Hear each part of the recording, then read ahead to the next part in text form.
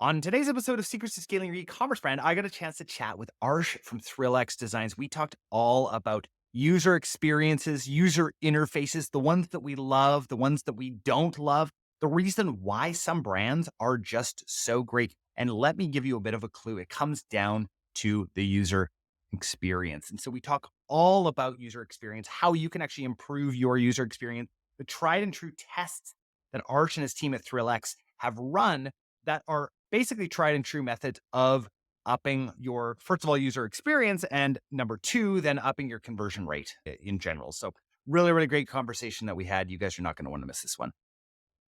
Hey guys, Jordan West back with another episode of Secrets to Scaling Your E-commerce Brand.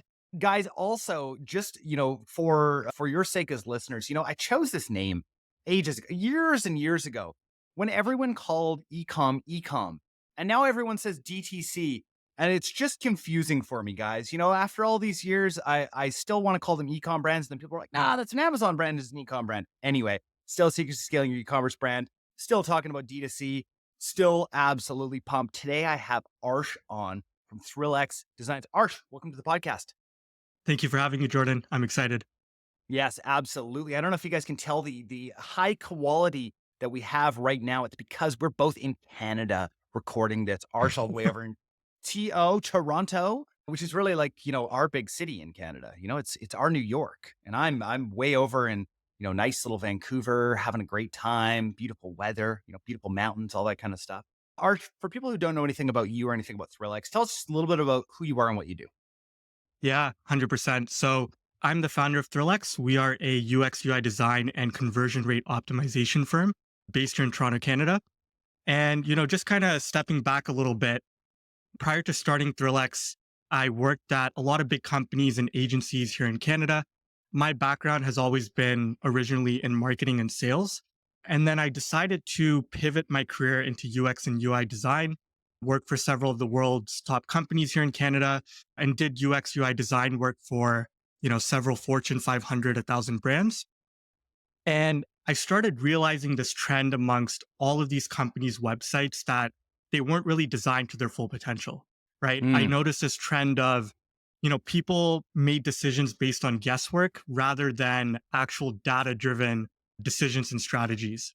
And my business background was a big part of that. And just realizing that, design is much more than making things look pretty. It's actually about making money and hitting business goals.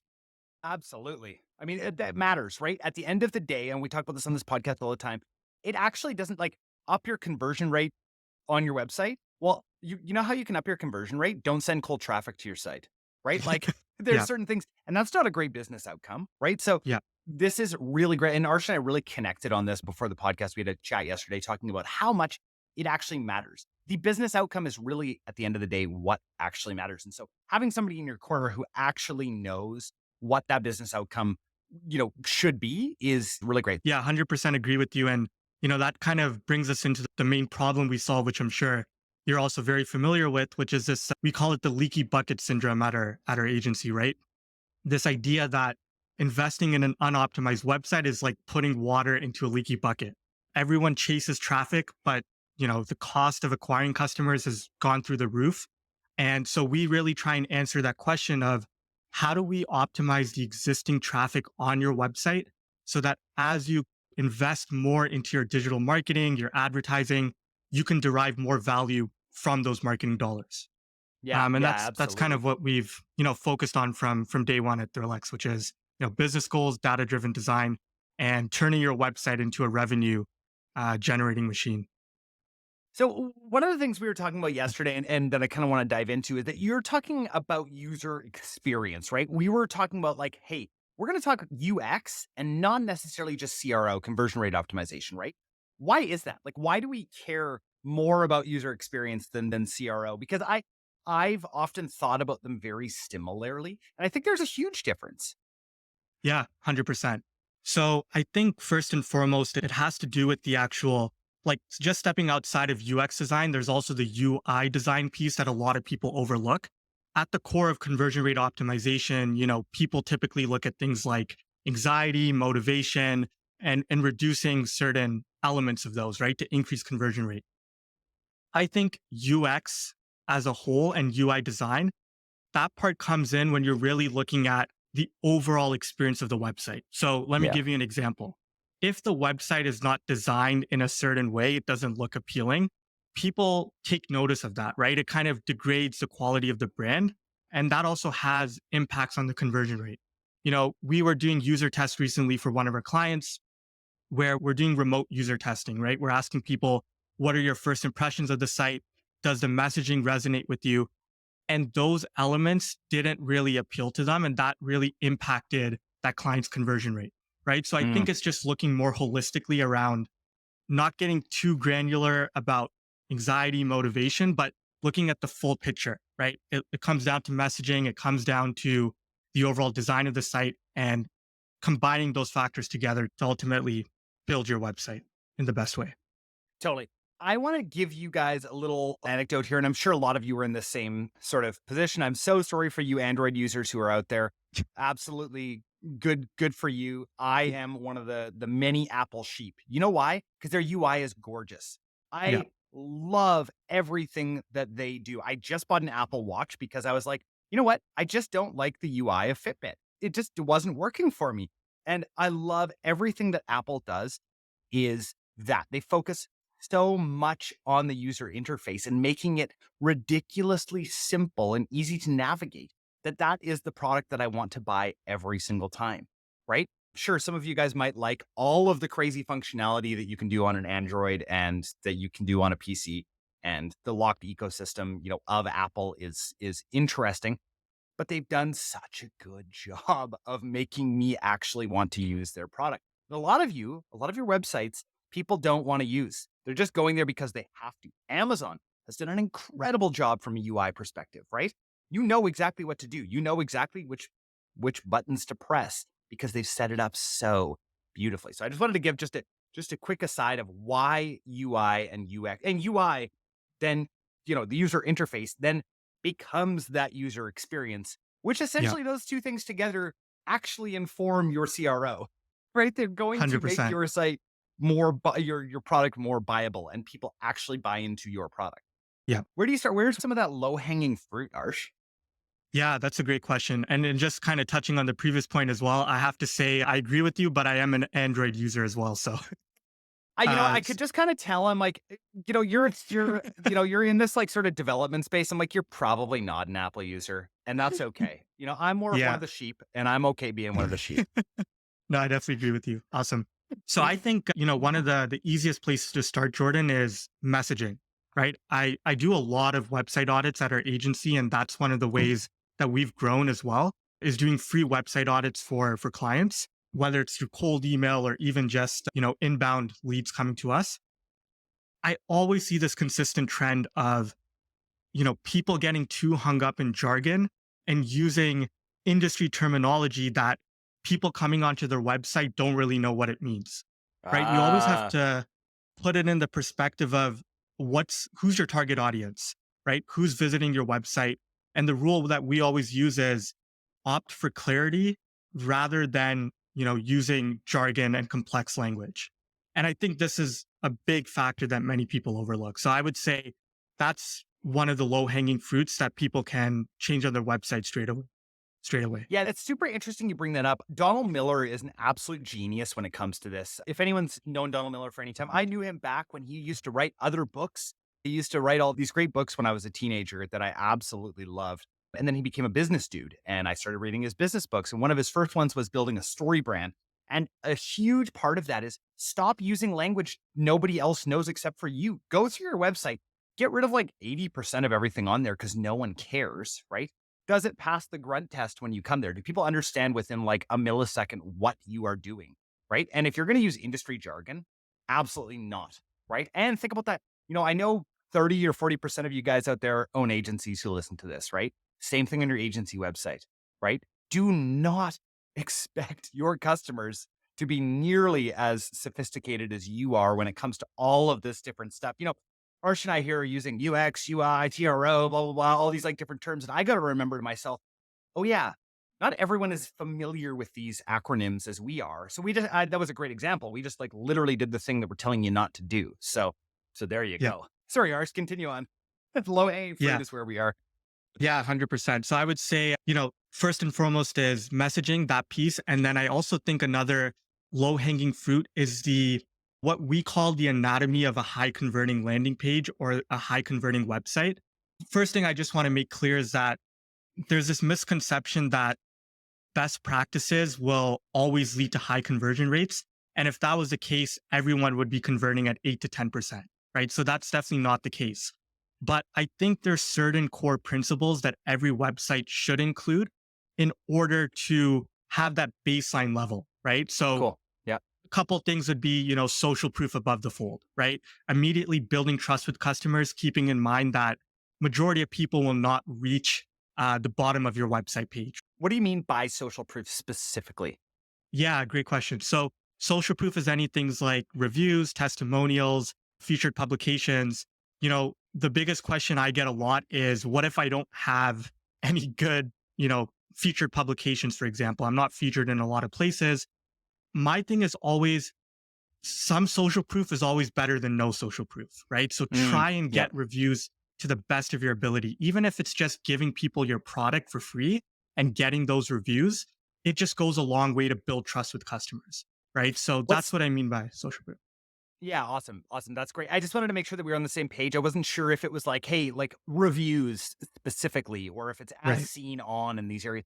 An interesting thought, and sorry, I don't normally step in quite as much, but I'm just like loving this conversation so much. Yeah. So one of the interesting phenomenons, I totally forget what this phenomenon is. I wish I had like, you know how Rogan's got his Jamie that just like feeds him stuff all the time? I gotta have a Jamie, that just is feeding me stuff as I'm thinking about it.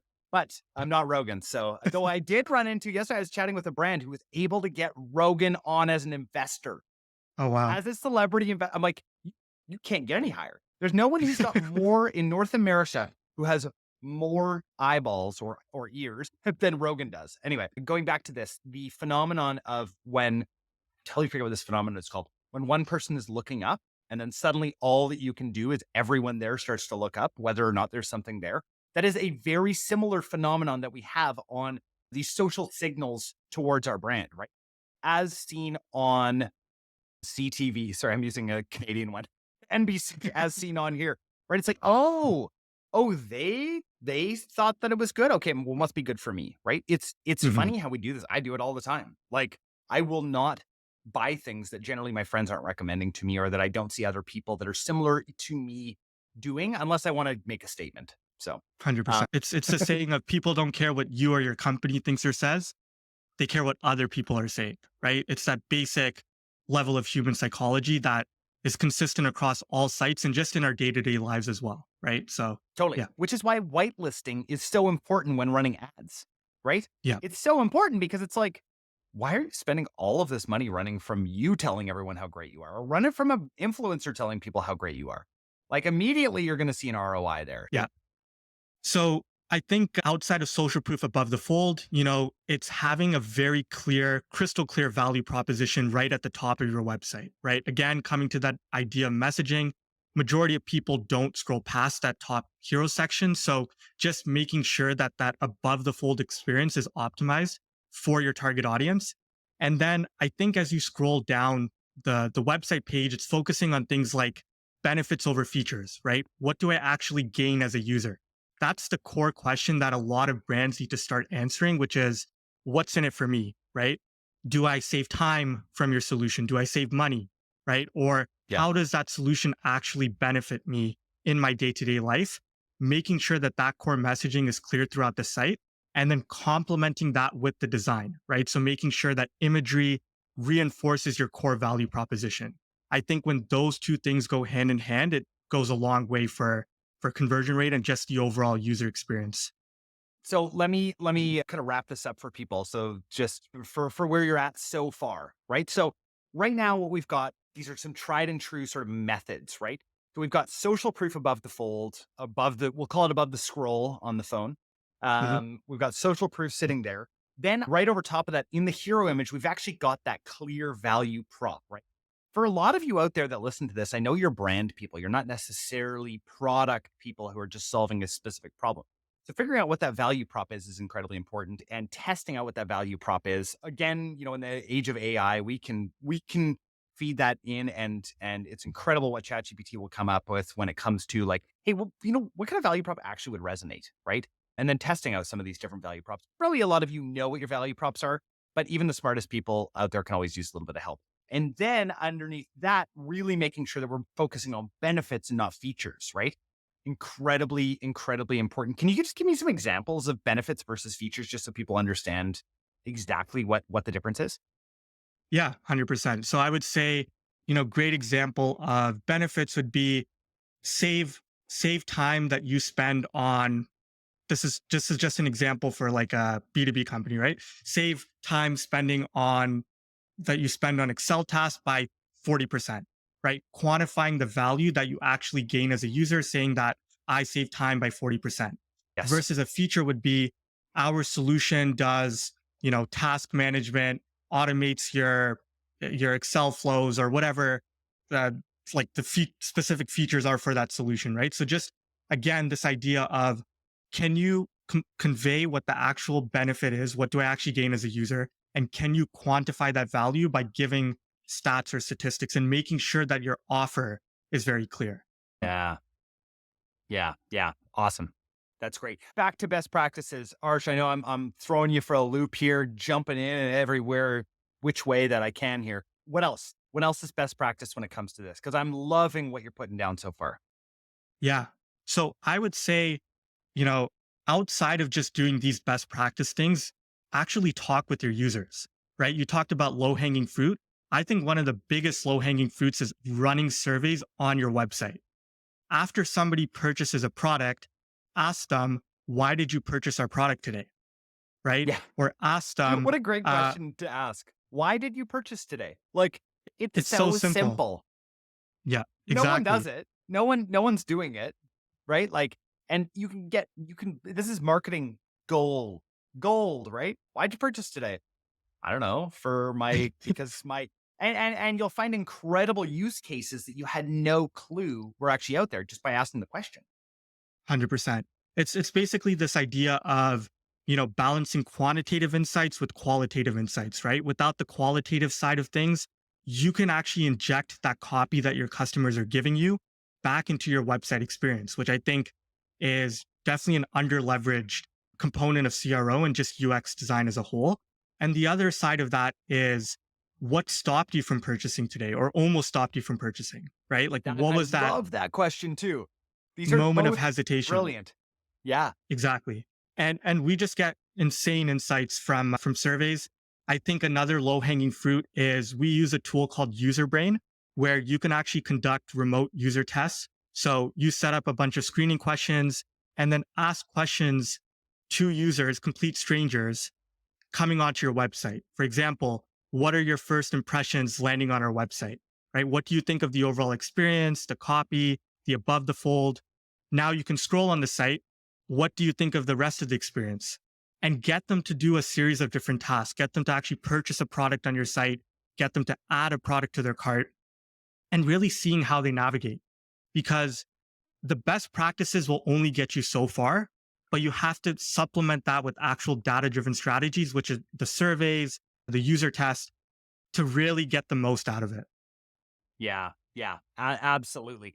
See, this is a really interesting conversation. I'm so happy that we're having it right now because CRO, right, which is kind of like the lagging indicator of all of this stuff that we're talking about, is about how humans interact with your website, right? This is why data alone, right, like we talked about, quantitative data alone will not get you all the way. When people are like, just make database decisions. Well, which data? Like, just click data? Because what's that gonna tell us exactly? Does that tell us that this mom had searched, had talked to her friends for, 10 different friends about what the best baby clothes to buy was before they landed on our website? No, it does not tell us that. How do we get that kind of data and start to actually understand our customers? And remember that our customers are actually humans that are purchasing. It's not bots going along and purchasing, not that we know of yet. Though eventually, I mean, you'll have your own personal bot that will just go, buy for you. That's an aside.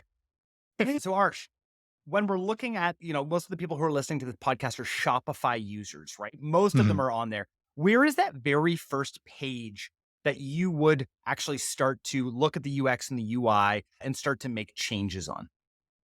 Yeah, great question. So I would say it all starts with the homepage first and foremost, making sure that your homepage experience is actually optimized for your target user and they know where to go from your homepage, right? Because not everyone who will click on an ad who sees it, they won't always click on it, right? They might search up your company on Google, go to your homepage, and then go to that experience. And so that should be unified with your entire brand, your messaging, everything should be cohesive. Yeah. Then there's a question of looking at your top performing pages, right? So, what are your product pages that are getting the most amount of traffic, that are generating you the most amount of revenue, and are the most profitable for you? And Yeah. then focusing on those pages by doing the things I mentioned, which are surveys, user tests, and even installing a tool like Hotjar and watching recordings, seeing how far people scroll on your page, and getting insights from that, right? Because at the end of the day, you can kind of guess different things, best practices, but you really have to look at the data to see where are people dropping off and where are opportunities to convert more people. And then you Yeah. can start running tests and really get into the weeds of it. Yeah, absolutely. Arsh, before we kind of start to wrap things up, you talked about doing free audits for companies before. If somebody's listening to this and they're like, "Man, I just want Arsh to take a look at what I'm doing. I don't know what I'm, maybe I'm not implementing some of these best practices. Maybe they can see something that I can't." Where would they go to be able to apply for one of those? Yeah, 100%. So it's just thrillxdesign.com/ free website audit, free dash website dash audit. Awesome. And we'll make sure to have that down in the show notes, guys. Arsh, I got to ask you the question that I ask everyone who comes on the podcast. What is your secret to scaling? I'm a bit biased, but I would have to say conversion rate optimization. I just see too many companies, pour money down the drain and chase traffic and get more traffic to their website. And it's their websites are just not optimized for conversions, right? Yeah. And my Yeah. whole thing is that if you put yourself in a position where your website is optimized for conversions and you're constantly doing testing, you're constantly improving your site, it just helps you scale way more faster, right? Because Yeah. as you start investing more in advertising and getting more traffic, the revenue you generate is also amplified, right? And the Yeah. ROI you generate is amplified. So I always say that the best way to scale is really focusing on, CRO.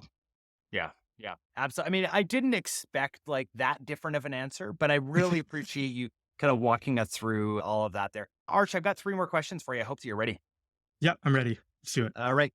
First question for you. Favorite tool or app that you're using right now? I would have to say Hotjar for sure. It's a very common one. The biggest thing with Hotjar though is that, it's hard to get insights from Hotjar. Like you just look at a heat map or scroll map without that CRO side, it's hard to pull insights. So I like to normally supplement that with user brain to actually get, remote user test and get qualitative feedback. Cool. Awesome. Awesome. That's great. Second question for you. Favorite podcast or audiobook that you're listening to right now? Yeah, good question. I would say Jason Swank's podcast, the digital agency podcast, always interesting listening to, other agency owners in the space and how they've navigated the landscape. Yeah. Guys, agency guys who are listening to this, Jason Swank, good buddy. He is awesome. When we first started our agency, I don't even know how many years ago, I was part of Jason's mastermind for a couple Oh, of cool. years. And it was phenomenal. I actually just saw a message from one of the old mastermind members that just messaged me about something on LinkedIn. And I was like, man, the connections that we made through being a part of that mastermind, we sort of outgrew the group that we were in at the time, the specific group. And so we stopped. But Jason Swank, what a great dude. Jason, if you're listening to this, I mean, you're probably not, but you're awesome. I appreciate you so much. And I got to be on his podcast at one point, which was so fun. That was years Oh, ago. I'd love nice. to go back on it. Harsh, last question for you. You just found out that you have a year to live. What changes? Oh, wow. I would say traveling for sure. Traveling and spending time with family. I bet that's a very common answer, but I think, you know, every agency owner goes through that, uh, the common phase of, just working crazy number of hours, right? And spending time on your business. And I think, it's very easy to get consumed by that. So if I had 1 year to live, I would definitely spend more time with family and travel the world for sure. Yeah, yeah, absolutely. I mean, it is a very common answer because it's true. Yeah. It's like it's one of those things. It's like I just love it. I love to hear, and I asked this question for for all of our sakes to remember, hey guys, we're like way more than just business people here, right? We're actual humans that are having this incredible human experience in this life. And and it's really important to remember that there's so much more outside of providing services for people and selling things online. Those are wonderful. And we make people's lives so much better because of that. But there's also this like innate desire to be a little bit free, right? And I feel like this question lots of times gets to that. Arch, for people who want to connect with you, where's the best place for them to do that?